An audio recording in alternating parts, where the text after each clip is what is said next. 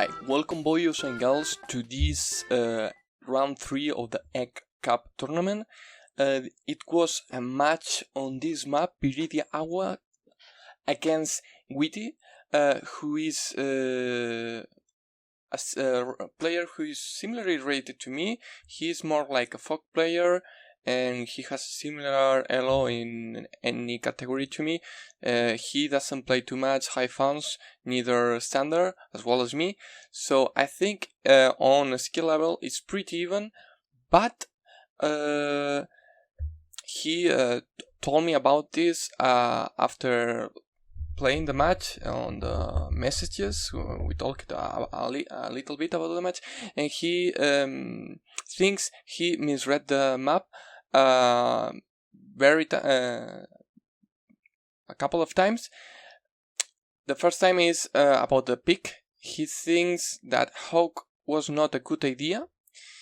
I think he's right, because Hawk loses against Eagle, but also Hawk has a better time against Olaf than Eagle against Olaf, in my opinion. So it's a little weakened scissors, rock, paper situation, but in my opinion, I think Eagle at the end comes on top, because Eagle has, I think, a really good time against Hawk, but also has not that much bad time against Olaf because of the map, but maybe I'm wrong.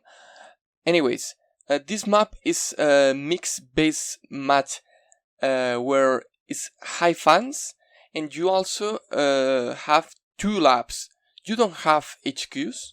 Imagine that those are HQs instead of laps. That would change enormously the map, because you will have to simply rush one of these laps, but HQs, in the case of being HQs, but they being laps, you don't care about losing one of them as long as you stay with one, so you don't have to rush as much as if they were HQs. So that's a thing I like a lot. And also, if they were HQs, they would give 2 income, so that would add to the incredible high income that there is in this match. You can easily go above 50k funds every single turn, which is insane, even for high funds. And yeah, let's just straight jump into the match, guys. Okay, so I'm not gonna skip too much here, because being a mixed based map and also high funds, action is gonna happen, and decisions making is gonna impact a lot very fast into the game. Here, instead of capping this, that will be capped by this infantry, I rush to the right and I put an artillery on my strong side, because my strong side is this area around here, and my weak side is where my labs are. This and these are against 2-ish bases, this for example, and this, even though it's one base against one base, here you have airport support, and I think airport in high funds is much more important in terms of aggressiveness and situation of the strong and weak side, because you can, if you want, you can pop a copter every turn from that airport, or a bomber, because you have so much money. So it's basically another base, almost. I would rather still get a base instead of an airport, but it's really strong airports on high funds. And he answers my artillery with an artillery. He also mentions in the feedback that he gave me afterwards that he was planning to go strong on his strong side, but he said that he also misread again the map with determining where is the strong side. So basically he's going strong here, which is weak side, and you can be tricked. Like, there is 2 bases here, and you can think, okay, this is my strong side, I will go strong here, but no, because this area is really easy to block. Imagine I get a black boat here, which is 7,000 income, and I put it here. Yeah, maybe you can kill it with a bomber, but if I put it here, it will not get one shot, and it will annoy. And if I, for example, you can cover it with, it's so choky, and actually it's not that near, because if you think 1, 2, 3, 4, 5, 6, 1, 2, 3, 4, 5, 6, it's like, yeah, you get into turns, but it's 2 turns. It's not like you are in 1 turn. It's, I kinda see why he got tricked there. And here I'm planning to use this artillery to deny any cap around here, while also having an answer for any big vehicles on early game. And this tank will try to get rid of this artillery, because I don't care about sacking my own tank against an artillery. I think artilleries, even though they are cheaper, they have more uses in high founds. And here he goes medium tank. So right now I have no,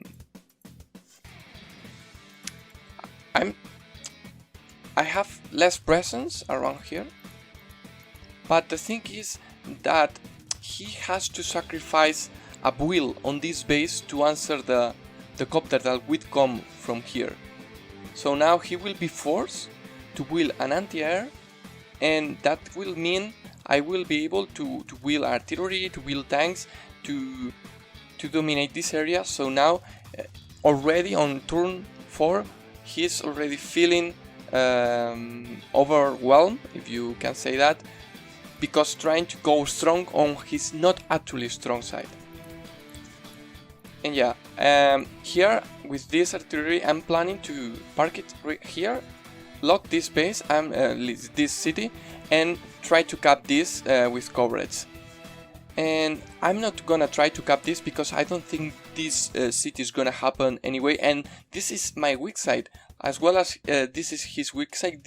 I have to be careful here, but I will try to cap this as well as he has done. And here comes force anti-air, and also here. So now with the mere presence of this copter, I mean, he could have delayed a bit this anti-air, but then I would have shown this infantry from coming to try to cap this. So yeah,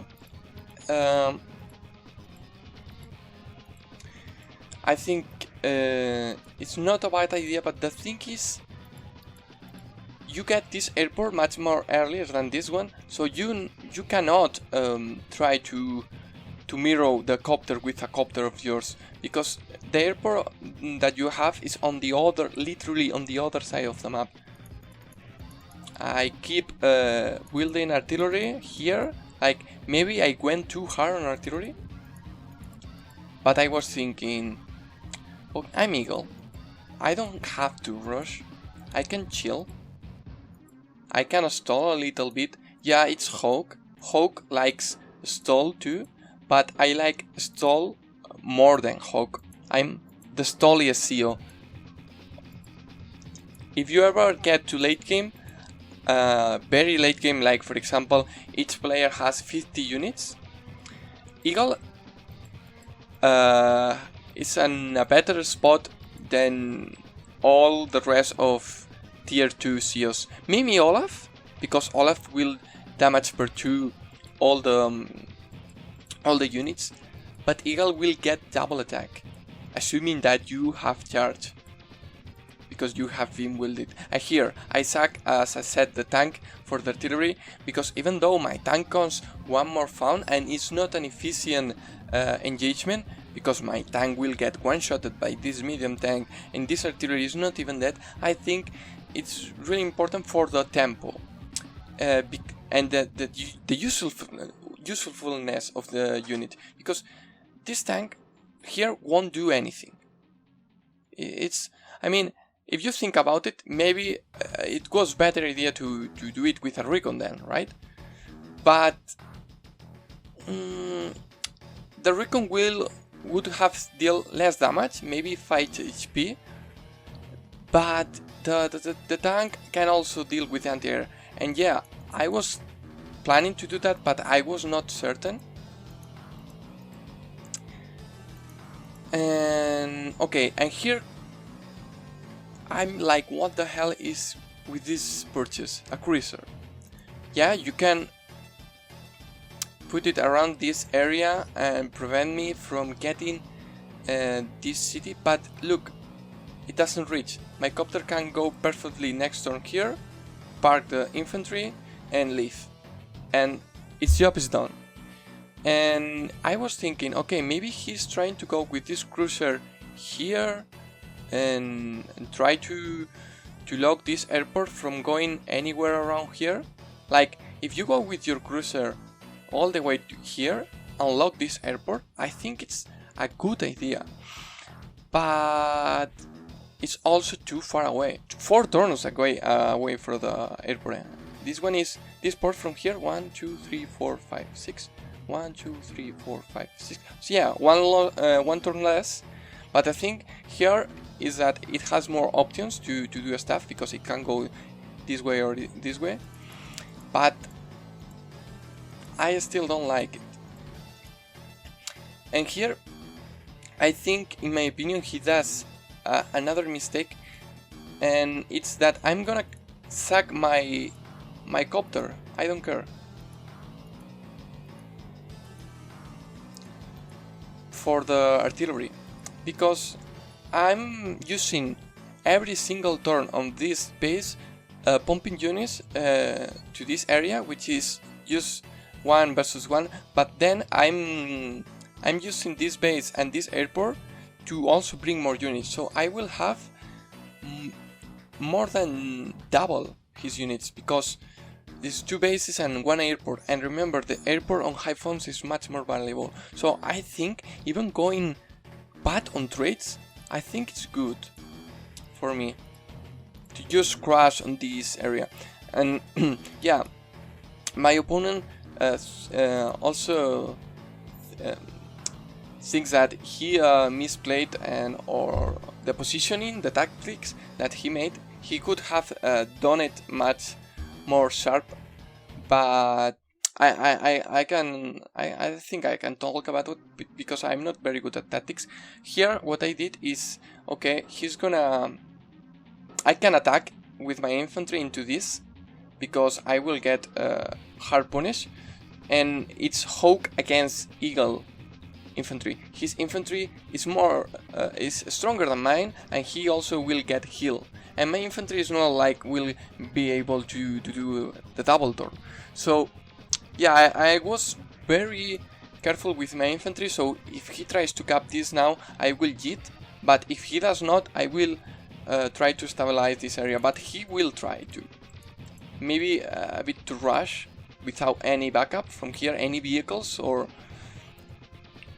air units whatsoever. But now if he tries to cap this, I will have the artillery to lock it, and I will be able to move this copter here and interrupt with the infantry. So it's not like it's gonna fall easily.